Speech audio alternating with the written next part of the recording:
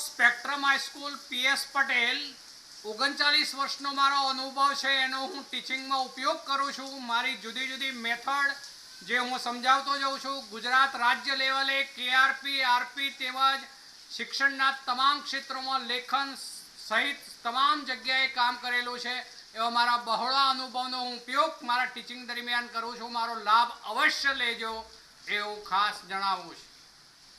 Morning all friends, હવે જુઓ આજે જોઈએ છે આપણે સિલિકોન ડાયોક્સાઇડ SiO2.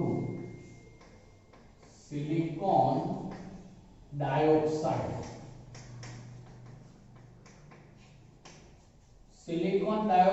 એટલે SiO2 તરીકે ઓળખાશે. ચલો, પૃથ્વીના પોપડાનો 95% હિસ્સો જે છે એ સિલિકા અને સિલિકેટ સંયોજનોનો બનેલો હોય છે. શું બોલું છું, ધ્યાન રાખજો. પૃથ્વીના જે પોપડો કહેવાય એનો 95% હિસ્સો હોય છે એ સિલિકા અને સિલિકેટ સંયોજનોનો બનેલો હોય છે.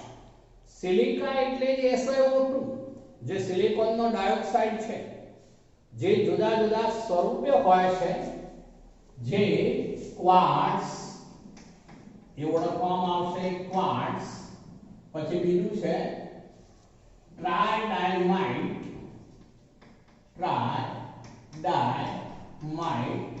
બીજું એક છે ક્રિસ્ટોબેલાઇટ.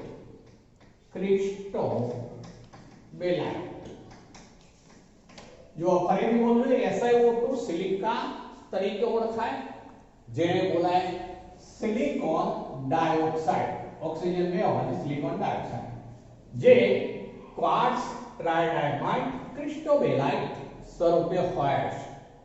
આ બધા સ્ફટિકમય સ્વરૂપો છે જેઓ જુદા જુદા તાપમાને એકબીજામાં આંતર પરિવર્તનશીલ હોય છે, પણ એમનું સામાન્ય બંધારણ જે હોય છે એમાં સિલિકોન ટેટ્રાવેલેન્ટ કહેવાય, ચતુઃસંયોજક. માટે પ્રત્યેક સિલિકોન જે છે એ 4 ઓક્સિજન પરમાણુ સાથે આમ સમચતુષ્ફલક રીતે જોડાયેલો હોય છે.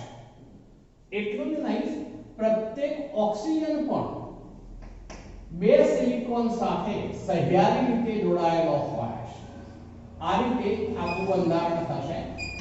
ત્રિપરિમાણીય જાળીદાર આ એક સંયોજનની રચના બનતી હોય છે. ફરીથી એક વાત બોલું છું, સિલિકોન ટેટ્રાવેલેન્ટ છે, ચતુઃસંયોજક છે, જેથી પ્રત્યેક સિલિકોન 4 ઓક્સિજન સાથે સમચતુષ્ફલકીય રીતે સહસંયોજક બંધ દ્વારા જોડાયેલ હોય છે. અને પ્રત્યેક ઓક્સિજન 2 સિલિકોન સાથે સહ્યારી રીતે જોડાયેલો હોય છે. આ રચના ત્રિપરિમાણમાં વિસ્તરતી હોવાથી જાળી જેવી નેટ જેવી રચના થાય, માટે તે ત્રિપરિમાણીય જાળીદાર એક ઘન સંયોજન છે, જે ખૂબ જ સખત છે. એની અંદર અનેક આવા બંધ હોય. આપણે આ ત્રિપરિમાણીય રચના લઈએ ત્યારે અનેક આવા બંધ છે એવું આપણે કહી શકીએ. SiOSi, અહીંયા પણ SiOSi, અહીંયા પણ SiOSi અને અહીંયા પણ SiOSi. એટલે કે જુઓ, આની અંદર આપણે એવું કહી શકીએ, આ રીતના બંધારણો છે. વાસ્તવમાં અર્થ એવો થશે, એમાં SI અહીંથી સ્ટાર્ટ કરું હું તો 1 2 3 4 5 6 7 અને 8 પરમાણુઓની આવી ચક્રીય રચના હોય છે, જેમાં પ્રત્યેક સિલિકોન જે છે એ 4 ઓક્સિજન સાથે જોડાયેલ હોય. આ સિલિકોન અહીંયા ઓક્સિજન છે, અહીંયા પણ ઓક્સિજન છે, આ બાજુ પણ ઓક્સિજન છે, આ બાજુ પણ ઓક્સિજન છે.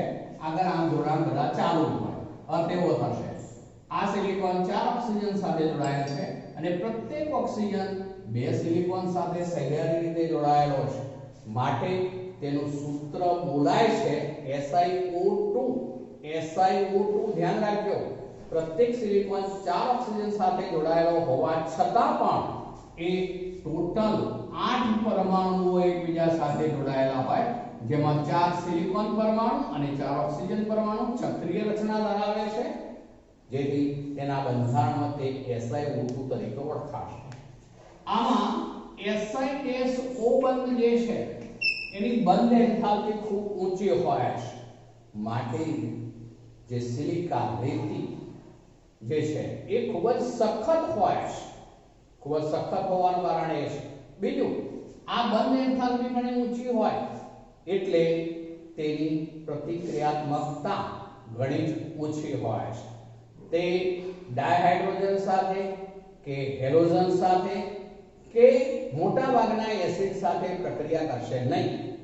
SiO2 જે છે, ફરીથી બોલું છું, તે ડાયહાઇડ્રોજન કે હેલોજન કે પછી મોટા ભાગના એસિડ સાથે પ્રક્રિયા કરશે નહીં, પરંતુ તે HF અને NaOH સાથે પ્રક્રિયા કરે છે. ચલો એમાં પ્રક્રિયા આવી થશે. SiO2 જે છે એની NaOH સાથે પ્રક્રિયા લઈએ તો એમાંથી બને છે Na2SiO3. Na2SiO3 બીજું શું બને હવે જોઈએ.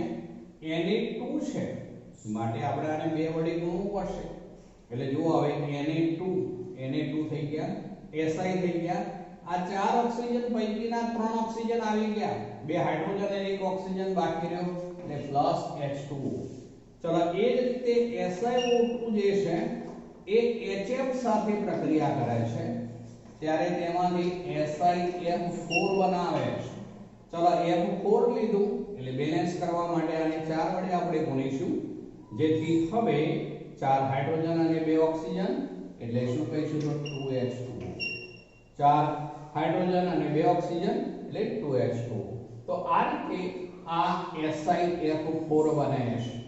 અહીંયા SiO2 જે છે એ 4HF સાથે પ્રક્રિયા કરે છે, ત્યારે SiF4 બનશે અને 2H2O બનશે. તો SiO2 આ રીતે NaOH અને HF સાથે પ્રક્રિયા કરે છે. ચલો આગળ વધીએ છે તો આ જે સિલિકા તરીકે જે ઓળખાયું SiO2 એ વિવિધ ક્ષેત્રોમાં ઉપયોગી છે. જેમ કે તેનો ઉપયોગ દાબ વૈદ્યુત સ્ફટિક એટલે કે એને કહેવામાં આવશે એ દાબ વિદ્યુત સ્ફટિક એ પીઝો ઇલેક્ટ્રિક તરીકે ઉપયોગમાં આવે છે. એ ઉપરાંત આધુનિક રેડિયો સિગ્નલ અને ટીવી સિગ્નલ જે હોય છે તો એના પ્રસારણની અંદર આ જે સિલિકોન ડાયોક્સાઇડ છે એનો ઉપયોગ થાય છે. ચલો એ સિવાય જે છે એમાં રેડિયો પ્રત્યાયનનો વિકાસ પણ એને કારણે શક્ય બને છે.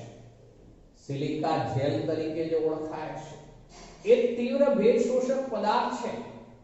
આપણે માનો કે મોબાઈલ ભીનો થઈ ગયો હોય તો એ જે છે એની સર્કિટ જે હોય છે ડિસ્ટર્બ થઈ જાય, ત્યારે એ કામ કરતો અટકી જતો હોય છે તો એને સર્વિસ કરાવવા આપીએ છે. એટલે અર્થ એવો થાય કે સિલિકા જેલનો એ લોકો ઉપયોગ કરે, અંદર રહેલો જે કઈ ભેજ હોય એ ભેજનો એ ખેંચી લે, એટલે ડ્રાઇંગ એજન્ટ કહેવાય. સૂકું બનાવે ને ડ્રાઇંગ એજન્ટ તરીકે, સૂકવણીકારક પદાર્થ તરીકે સિલિકા જેલ જે છે એ ઉપયોગી બનતો હોય છે. ચલો એ ઉપરાંત વાત કરું છું તો ઉદ્દીપકો તરીકે અને ક્રોમેટોગ્રાફી પ્રક્રિયામાં વિવિધ રંગ જે હોય એનું વિભાજન કરવું હોય, કેટલાક પદાર્થોનું શુદ્ધિકરણ કરવું હોય તો એ ક્રોમેટોગ્રાફી તરીકે ઓળખાશે. એની અંદર પણ એનો ઉપયોગ થાય છે, ઉદ્દીપક તરીકે પણ ઉપયોગ થાય છે. એ ઉપરાંત જે એનું અસ્ફટિકમય સ્વરૂપ છે જે કિસેલ ગુણ તરીકે ઓળખાય, કિસેલ ગુણ તરીકે જે અસ્ફટિકમય સ્વરૂપ છે એ ગારણ ક્રિયાની અંદર પ્લાન્ટમાં ઉપયોગમાં આવતું હોય છે. ચલો તો આપણે આ સિલિકાની વાત કરી. હવે આવીએ છે સિલિકોન્સ ઉપર. બેમાં ડિફરન્સ છે બરોબર ધ્યાન રાખીશું. હવે બીજા મુદ્દા ઉપર આવું છું, સિલિકોન્સ.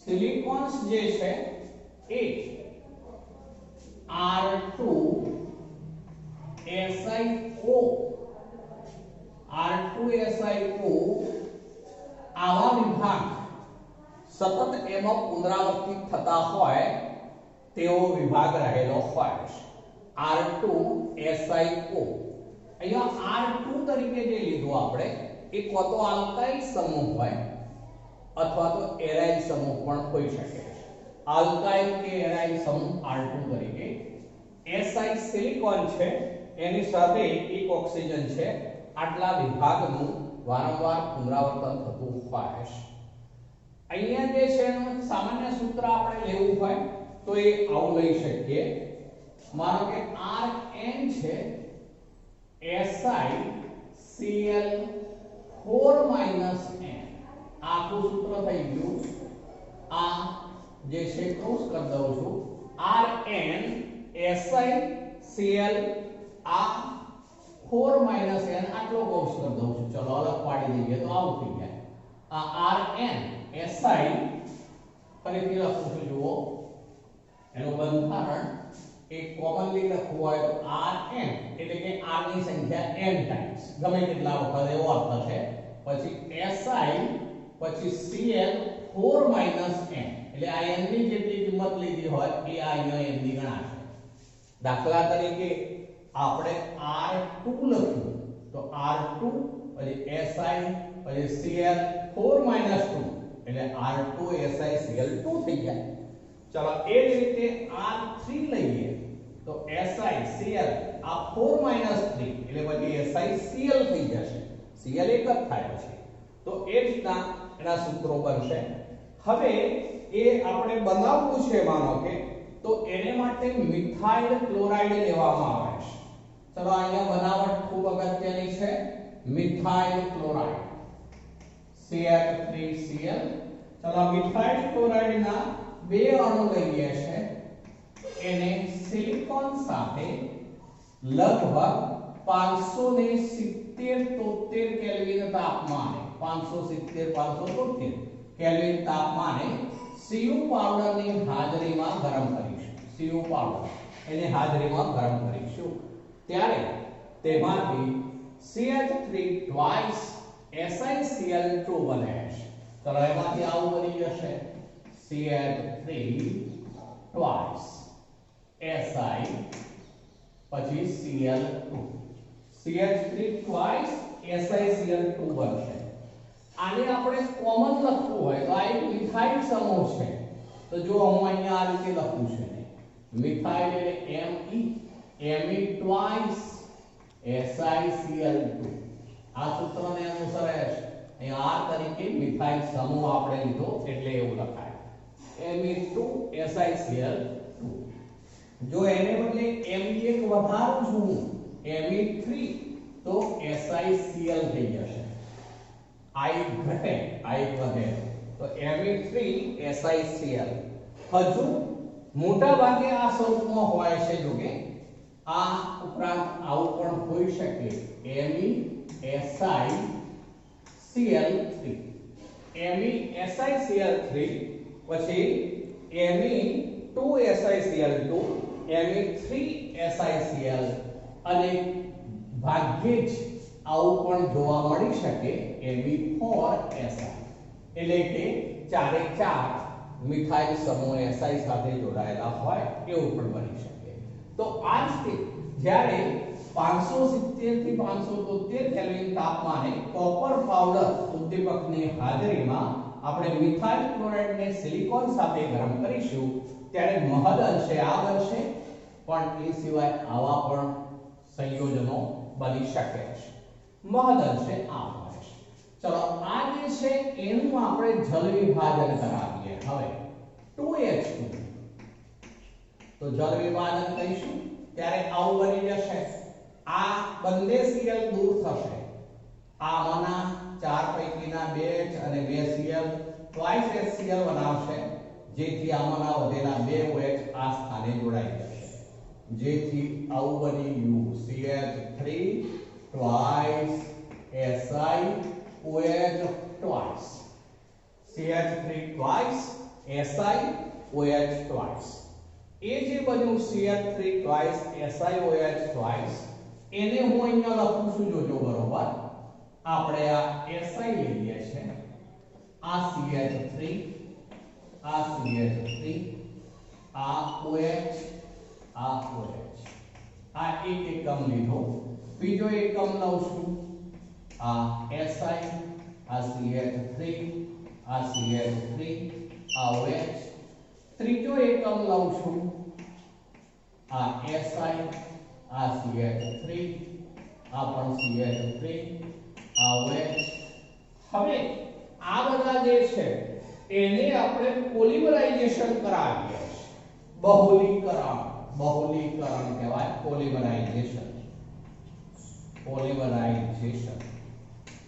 ચલો પોલિમરાઇઝેશન કરાવીએ ત્યારે પાણીના અણુઓ દૂર થાય.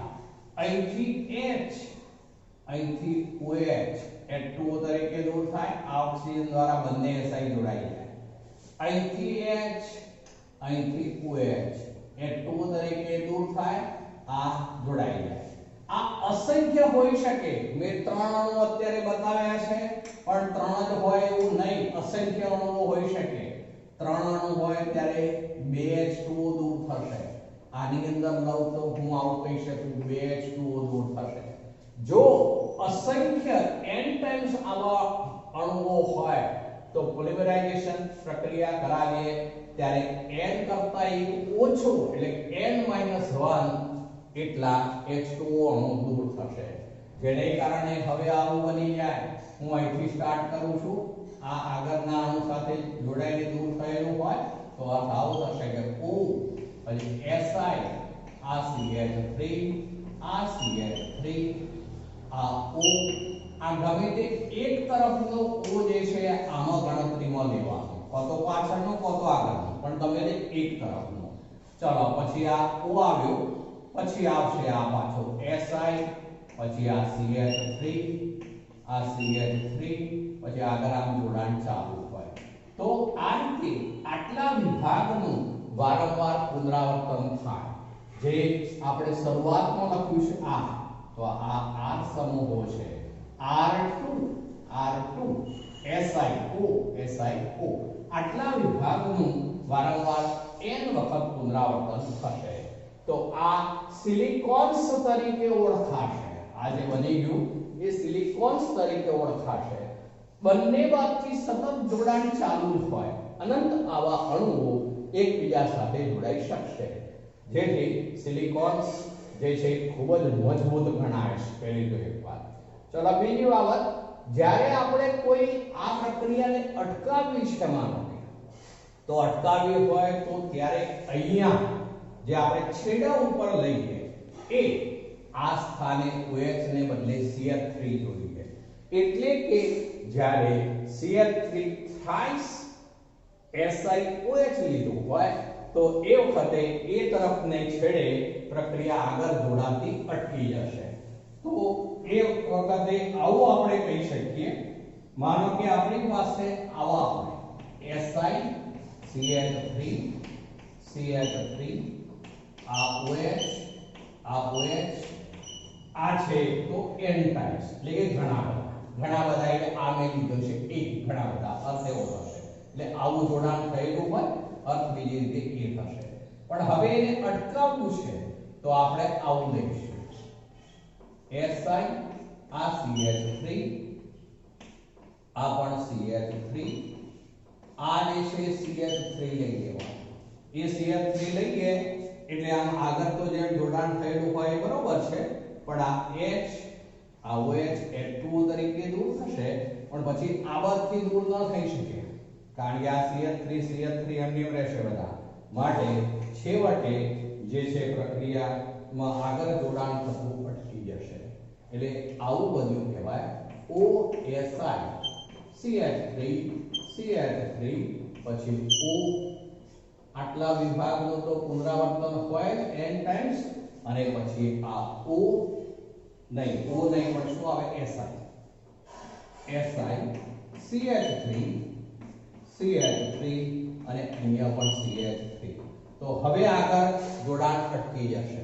તો આ રીતે જ્યારે જોડાણ અટકાવવું હોય ત્યારે CH3 thrice SiOH ઉમેરીશું. તો આમ વિવિધ રીતે જોડી પોલિમરાઇઝેશન પ્રક્રિયા દ્વારા વિવિધ અનેક આવા સિલિકોન્સ બનાવી શકાય છે. આવા જે સિલિકોન્સ બનશે એ પોલિમર નિપજ છે. ચલો આવા સિલિકોન્સ જે છે એમાં અધ્રુવીય આલ્કાઇલ સમૂહો કહેવાશે. આ R તરીકે જે છે મિથાઇલ છે, R છે, તો એ અધ્રુવીય સમૂહો છે. અધ્રુવીય સમૂહો હોવાને કારણે તેઓ પાણીથી દૂર ભાગે અને માટે તેમને જલ વિરાગી કહેવાય, હાઇડ્રોફોબિક કહેવાય. તો જે R આલ્કાઇલ સમૂહો તરીકે કે એરાઇલ સમૂહો તરીકે જે હોય એ બધા જલ વિરાગી હાઇડ્રોફોબિક સમૂહો તરીકે વર્તે છે.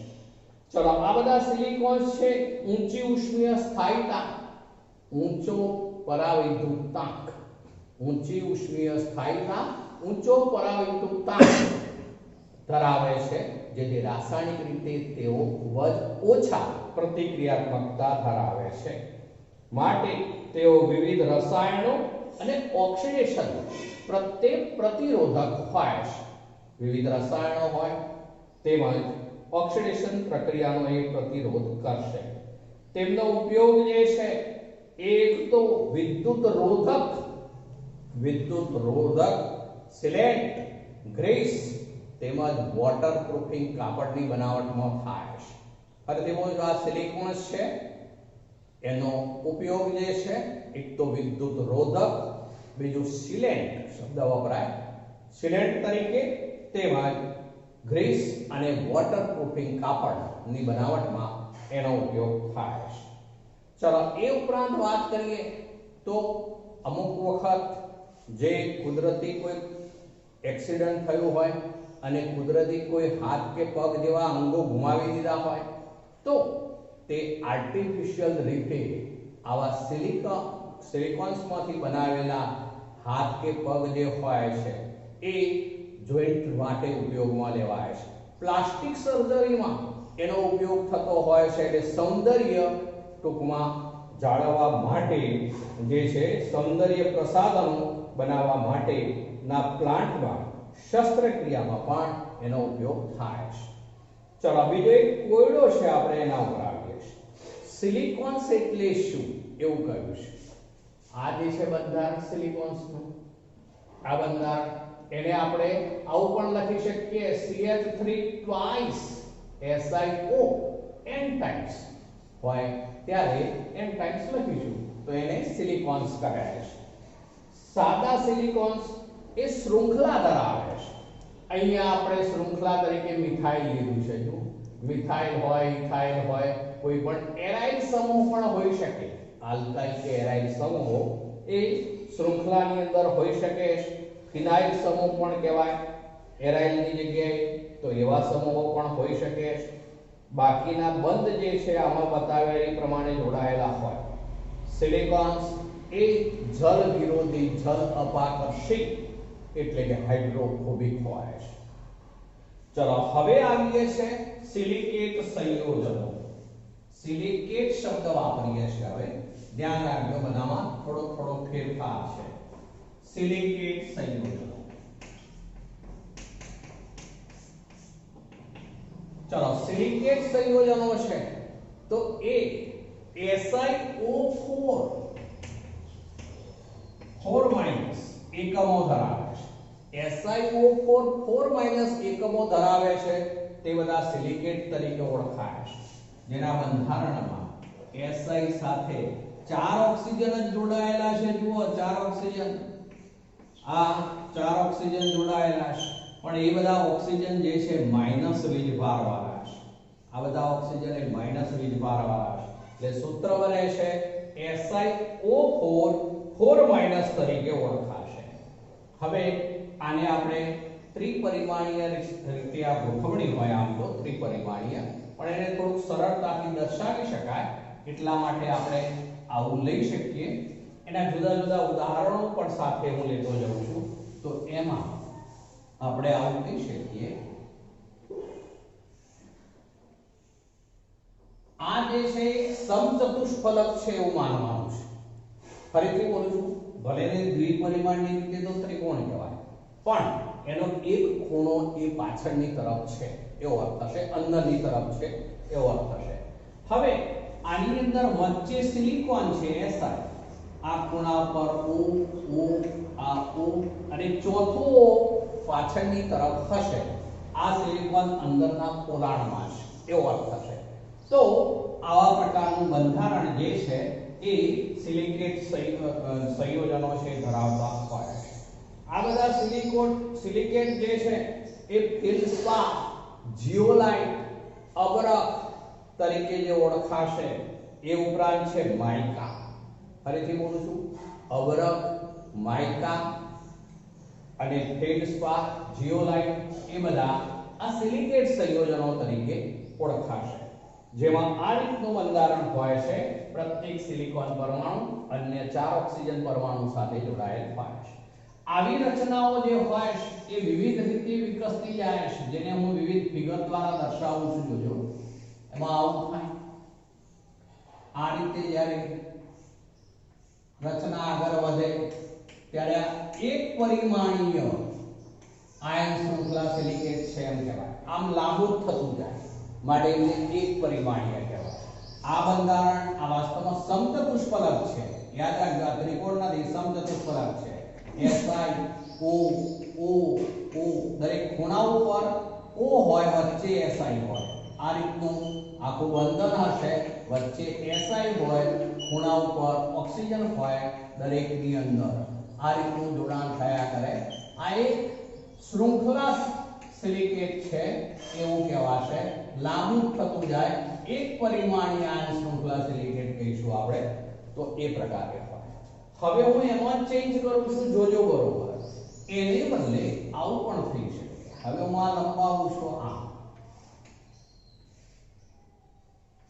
આની લંબાઈ કેટલી બધી બાજુઓ છે તે. હવે એ જ રીતે આ બાજુઓ છે એ પણ લંબાઈ દઉં છું, આ બાજુઓ પણ આમ લંબાઈ દઉં છું. હવે હું અહીંયા પણ એક બીજું સ્તર બનાવું છું. ચલો આવું લઈએ ત્યારે આ ઉપર જેમ સમચતુષ્ફલક છે એમાં ઊંધો સમચતુષ્ફલક આવ્યો. જુઓ, આ ઓક્સિજન એક કોમનલી છે એ Si O O. ચલો અહીંયા Si O O, અહીંયા Si પાછો O, આવું થતું જશે. એટલે એનો અર્થ એવો થયો કે લંબાઈમાં પણ વધતું જાય, પહોળાઈમાં પણ વધતું જાય. માટે દ્વિપરિમાણીય સ્તરીય રચના બની કહેવાશે. દ્વિપરિમાણીય સ્તરીય રચના કહેવાય. હજુ પણ આ જે છે એ આમ આગળ વધેલા હોય ત્યારે આવું હજુ આગળ વધ્યા કરે. જુઓ, આ નીચે પાછા સમચતુષ્ફલક બન્યા. Si આ જોડાણ આમ ચાલુ હોય. Si O O Si O O દરેક જે છે એ સમચતુષ્ફલક છે. એના કેન્દ્રમાં Si દરેક ખૂણાઓ ઉપર ઓક્સિજન એ રીતે આવેલા હોય છે. આપણે એવું કહી શકીએ કે જે સિલિકોન હોય છે એ આ રીતે ટોટલ 4 ઓક્સિજન સાથે જોડાયેલ હોય છે અને આવો રીતે ઘણી વખત સમચતુષ્ફલક એકબીજા સાથે જોડાયેલા હોય છે. તો હવે આ દ્વિપરિમાણીય રચના થઈ. ઇવન ત્રિપરિમાણીય રચનાઓ પણ બની શકે છે. અર્થ એવો થશે કે SiO4 પૈકીના 2 ઓક્સિજન પરમાણુ અન્ય સિલિકોન સાથે સહિયારા હોઈ શકે. 3 ઓક્સિજન પરમાણુ અન્ય સિલિકોન સાથે સહિયારા હોઈ શકે. 4 ઓક્સિજન પરમાણુ પણ અન્ય સિલિકોન સાથે સહિયારા હોઈ શકે. જેથી આવા વિવિધ સિલિકેટ સંયોજનો જે છે, જેને આપણે અબરખ કહ્યું, માઇકા કહ્યું, પછી જે જીઓલાઇટ કહ્યું, એ બધા જે છે ફેલ્ડસ્પાર છે, એ બધા બનતા હોય છે. આમાં આ 1 2 3 અને ચોથું બેક સાઈડે 4 ઓક્સિજન પરમાણુઓ હોય. 4 પૈકીના 1 2 3 4 વિવિધ સાથે વિવિધ રીતે જોડાઈ આવા અનેક સંયોજનો બનાવતા હોય છે. હવે આ બધા જે છે એ ત્રિપરિમાણીય જાળીદાર ઘન પદાર્થ બનતા હોય છે. વિવિધ પ્રકારના શૃંખલા, વલય, સ્તર અથવા ત્રિપરિમાણીય બંધારણો ધરાવતા હોય. સિલિકેટ બંધારણ પરનો ઋણવિજ ભાર, આ ઋણવિજ ભાર હોય એ તેની સાથે કેટલાક ધાતુ આયન જેવા કે Na+, K+ એવા જોડાયેલા હોઈ શકે છે. આયનના ધનવિજ ભાર વડે તેનો ઋણવિજ ભાર ધાતુ આયનના ધનવિજ ભાર વડે તટસ્થીકરણ પામે છે, એટલે બેલેન્સ પામે છે. જો બધા ચારેય ખૂણાઓ અન્ય સમચતુષ્ફલકીય એકમો સાથે સહભાગીતા પામતા હોય, ભાગીદારી કરતા હોય તો ત્રિપરિમાણીય જાળીદાર ઘન પદાર્થ બનશે. કાચ અને સિમેન્ટ એ કૃત્રિમ રીતે બનાવેલા ત્રિપરિમાણીય એક પ્રકારના સિલિકેટ સંયોજનો જ છે. અને હવે મિત્રો આ ચેપ્ટરના છેલ્લા મુદ્દા ઉપર થઈ ગયા છે, જેને કહેવાશે એલ્યુમિનો-સિલિકેટ સંયોજન, જે જીઓલાઇટ તરીકે ઓળખાય છે. જીઓલાઇટ.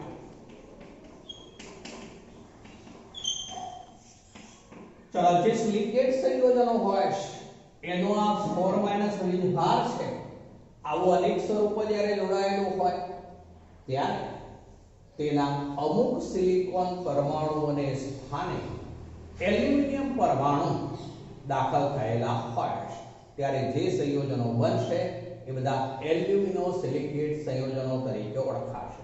ફરીથી બોલું છું, સિલિકેટ સંયોજનો જે ત્રિપરિમાણીય રચના ધરાવતા હોય છે તેમાં જ અમુક સિલિકોન પરમાણુઓને સ્થાને એલ્યુમિનિયમ પરમાણુ દાખલ થતા ત્રિપરિમાણીય વાહિકા ચેનલો મધપુડા જેવી રચના જે બનાવશે એ ખૂબ જ છિદ્રાળુ હોય છે, જેને જીઓલાઇટ તરીકે ઓળખવામાં આવે છે. જીઓલાઇટ જે છે એ નો ઉપયોગની વાત છે ખૂબ અગત્યની છે. એક તો પેટ્રો રસાયણ ઉદ્યોગમાં વિભંજનની પ્રક્રિયા અને બીજું સમઘટીકરણની પ્રક્રિયા માં એ ઉપયોગી છે. વિભંજનનો અર્થ થાય ટુકડા કરવું, એટલે કે માનો કે આપણી પાસે ડેકેન છે 10 કાર્બન વાળું આલ્કેન, તો આ જે વિભંજનની પ્રક્રિયાને અંતે જે એલ્યુમિનો-સિલિકેટ છે, જીઓલાઇટ છે, એ ઉદ્દીપક તરીકે વર્તે, તેનું વિઘટન કરે અને તેમાંથી 5-5 કાર્બન વાળા બે ભાગ બનાવે, એમાં નોર્મલ પેન્ટેન અને બીજું આઇસોપેન્ટેન બને, તો આ વિઘટનની પ્રક્રિયા થઈ કહેવાય, વિભંજનની પ્રક્રિયા થઈ કહેવાય. તો આમ પેટ્રો રસાયણ જે છે એમાં વિભંજનની પ્રક્રિયા, બીજું સમઘટીકરણની પ્રક્રિયા. એ સમઘટીકરણની પ્રક્રિયાનો અર્થ થાય સમઘટક બનાવે. જે નોર્મલ ઓક્ટેન હોય તો એમાંથી જે છે એ 2,4 ટ્રાયમિથાઇલ અને એમાં પેન્ટેનમાં રૂપાંતર થાય તો એક તે એનો સમઘટક બની ગયો કહેવાશે. તો આમ સમઘટીકરણ પ્રક્રિયામાં પણ આ જે છે જીઓલાઇટ એ ઉપયોગી છે. પણ બીજો એક વિશેષ છે, જીઓલાઇટ ને બદલે એને કહેવામાં આવે છે ZSM5 તરીકે ઓળખાય છે. ZSM5 જે છે જીઓલાઇટનો જ છે, આ આધુનિક જે છે તે પણ પેટ્રો રસાયણ પૈકી ગેસોલિન જે છે એ ગેસોલિન માંથી સીધું જ આલ્કોહોલનું નિર્જલીકરણ કરાવી અને એનું રૂપાંતર જે છે એ ZSM5 આલ્કોહોલનું સીધું રૂપાંતર કરી ગેસોલિન બનાવશે ગેસોલિન. આલ્કોહોલ જે હોય એનું સીધું રૂપાંતર કરશે, આલ્કોહોલનું નિર્જલીકરણ એ કરાવી સીધો ગેસોલિન બનાવે છે. તો આમ એલ્યુમિનો-સિલિકેટ એ જીઓલાઇટ તરીકે ઓળખાશે. બે ઉપયોગ કયા આવે? પેટ્રો રસાયણ ઉદ્યોગમાં વિભંજન તેમજ સમઘટીકરણ પ્રક્રિયામાં, તેમજ બીજો ઉપયોગ કહીશું તો એમાં આલ્કોહોલનું સીધું જ નિર્જલીકરણ કરી એનું ગેસોલિન એટલે કે જેને પેટ્રોલ કહીએ છીએ આપણે, તો એ પેટ્રોલમાં રૂપાંતર કરે છે. પેટ્રોલની માંગ સૌથી વધારે હોય છે, માટે આવી પદ્ધતિઓનો ઉપયોગ કરી વધુ પેટ્રોલ એકઠું કરવામાં આવતું હોય છે. તો મિત્રો આ ચેપ્ટર જે છે આપણે આ પૂરું થઈ જાય છે.